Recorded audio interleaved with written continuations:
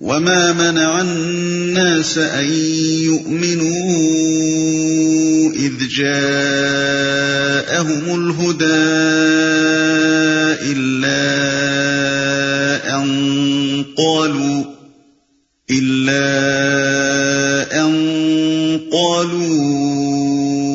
أبعث الله بشرا رسولا۔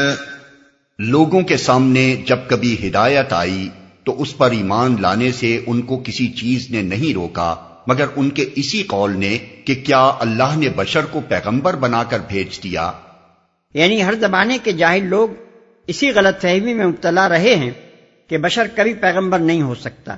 اسی لیے جب کوئی رسول آیا تو انہوں نے یہ دیکھ کر کہ کھاتا ہے، پیتا ہے، بیوی بچے رکھتا ہے، گوشت پوست کا بنا ہوا ہے، فیصلہ کر دیا کہ پیغمبر نہیں ہے کیونکہ بشر ہے۔ اور جب وہ گزر گیا تو ایک مدت کے بعد اس کے عقیدت مندوں میں ایسے لوگ پیدا ہونے شروع ہو گئے جو کہنے لگے کہ وہ بشر نہیں تھا کیونکہ پیغمبر تھا۔ چنانچہ کسی نے اس کو خدا بنایا، کسی نے اسے خدا کا بیٹا کہا اور کسی نے کہا کہ خدا اس میں حلول کر گیا تھا۔ غرض بشریت اور پیغمبری کا ایک ذات میں جمع ہونا جاہلوں کے لیے ہمیشہ ایک معمہ ہی بنا رہا۔ قل لو كان في الأرض ملائكة يمشون مطمئنين لنزلنا عليهم من السماء ملكا رسولا۔ ان سے کہو اگر زمین میں فرشتے اطمینان سے چل پھر رہے ہوتے تو ہم ضرور آسمان سے کسی فرشتے ہی کو ان کے لیے پیغمبر بنا کر بھیجتے۔ یعنی پیغمبر کا کام صرف اتنا ہی نہیں ہے کہ آ کر پیغام سنا دیا کرے، بلکہ اس کا کام یہ بھی ہے کہ اس پیغام کے مطابق انسانی زندگی کی اصلاح کرے، اسے انسانی احوال پر اس پیغام کے اصولوں کا انطباق کرنا ہوتا ہے، اسے خود اپنی زندگی میں ان اصولوں کا عملی مظاہرہ کرنا ہوتا ہے، اسے ان بے شمار مختلف انسانوں کے ذہن کی گتھیاں سلجھانی پڑتی ہیں جو اس کا پیغام سننے اور سمجھنے کی کوشش کرتے ہیں، اسے ماننے والوں کی تنظیم اور تربیت کرنی ہوتی ہے تاکہ اس پیغام کی تعلیمات کے مطابق ایک معاشرہ وجود میں آئے، اسے انکار اور مخالفت و مزاحمت کرنے والوں کے مقابلے میں جد و جہد کرنی ہوتی ہے تاکہ بگاڑ کی حمایت کرنے والی طاقتوں کو نیچا دکھایا جائے اور وہ اصلاح عمل میں آ سکے جس کے لیے خدا نے اپنا پیغمبر مبعوث فرمایا ہے۔ یہ سارے کام جبکہ انسانوں ہی میں کرنے کے ہیں تو ان کے لیے انسان نہیں تو اور کون بھیجا جاتا؟ فرشتہ تو زیادہ سے زیادہ بس یہی کرتا کہ آتا اور پیغام پہنچا کر چلا جاتا۔ انسانوں میں انسان کی طرح رہ کر انسان کے سے کام کرنا اور پھر انسانی زندگی میں منشاء الہی کے مطابق اصلاح کر کے دکھا دینا کسی فرشتے کے بس کا کام نہ تھا، اس کے لیے تو ایک انسان ہی موزوں ہو سکتا تھا۔ قل كفى بالله شهيدا بيني وبينكم إنه كان بعباده خبيرا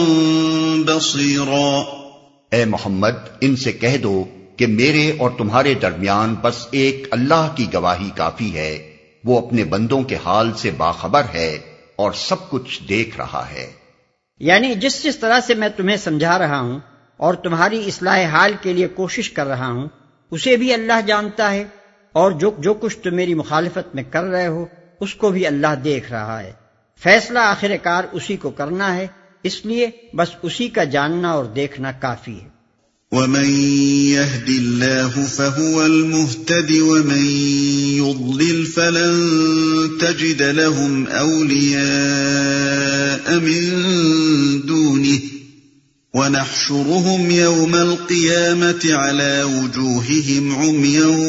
وَبُكْمًا وَصُمًّا مَأْوَاهُمْ جَهَنَّمُ كُلَّمَا خَبَتْ زِدْنَاهُمْ سَعِيرًا۔ جس کو اللہ ہدایت دے وہی ہدایت پانے والا ہے، اور جسے وہ گمراہی میں ڈال دے تو اس کے سوا ایسے لوگوں کے لیے تو کوئی حامی و ناصر نہیں پا سکتا۔ ان لوگوں کو ہم قیامت کے روز اوندھے منہ کھینچ لائیں گے، اندھے، گونگے اور بہرے، ان کا ٹھکانہ جہنم ہے، جب کبھی اس کی آگ دھیمی ہونے لگے گی ہم اسے اور بھڑکا دیں گے، کوئی حامی و ناصر نہیں پا سکتا۔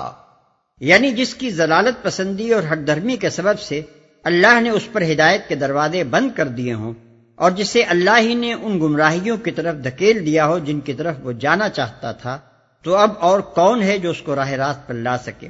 جس شخص نے سچائی سے منہ موڑ کر جھوٹ پر مطمئن ہونا چاہا اور جس کی اس خباثت کو دیکھ کر اللہ نے بھی اس کے لیے وہ اسباب فراہم کر دیے جن سے سچائی کے خلاف اس کی نفرت میں اور جھوٹ پر اس کے اطمینان میں اور زیادہ اضافہ ہوتا چلا جائے،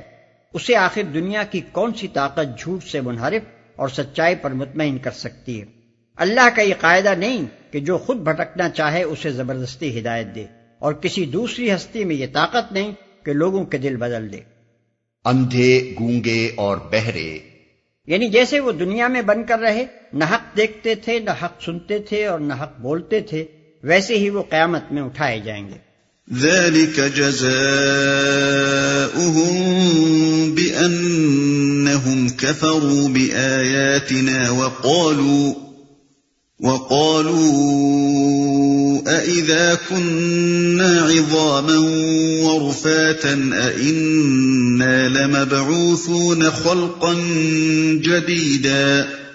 یہ بدلہ ہے ان کی اس حرکت کا کہ انہوں نے ہماری آیات کا انکار کیا اور کہا کہ کیا جب ہم صرف ہڈیاں اور خاک ہو کر رہ جائیں گے تو نئے سرے سے ہم کو پیدا کر کے اٹھا کھڑا کیا جائے گا۔ أَوَلَمْ يَرَوْا أَنَّ اللَّهَ الَّذِي خَلَقَ السَّمَاوَاتِ وَالْأَرْضَ قَادِرٌ عَلَىٰ أَن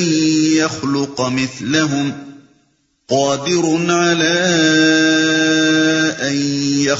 مِثْلَهُمْ وَجَعَلَ لَهُمْ أَجَلًا لَا رَيْبَ فِيهِ فَأَبَى الظَّالِمُونَ إِلَّا كُفُورًا۔ کیا ان کو یہ نہ سوجھا کہ جس خدا نے زمین اور آسمانوں کو پیدا کیا ہے وہ ان جیسوں کو پیدا کرنے کی ضرور قدرت رکھتا ہے، اس نے ان کے حشر کے لیے ایک وقت مقرر کر رکھا ہے جس کا آنا یقینی ہے، مگر ظالموں کو اصرار ہے کہ وہ اس کا انکار ہی کریں گے۔ قُل لَّوْ أَنتُمْ تَمْلِكُونَ خَزَائِنَ رَحْمَةِ رَبِّي إِذًا لَّأَمْسَكْتُمْ خَشْيَةَ الْإِنفَاقِ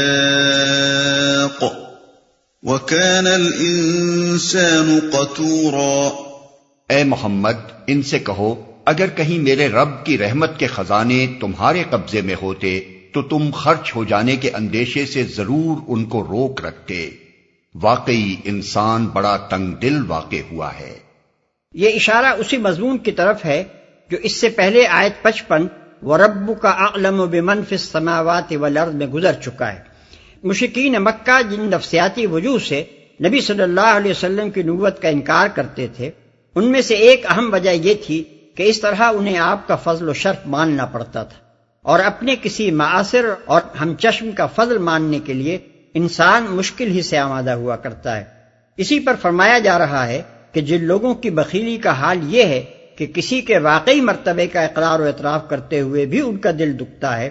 انہیں اگر کہیں خدا نے اپنے خزانۂ رحمت کی کنجیاں حوالے کر دی ہوتی تو وہ کسی کو پھوٹی کوڑی بھی نہ دیتے۔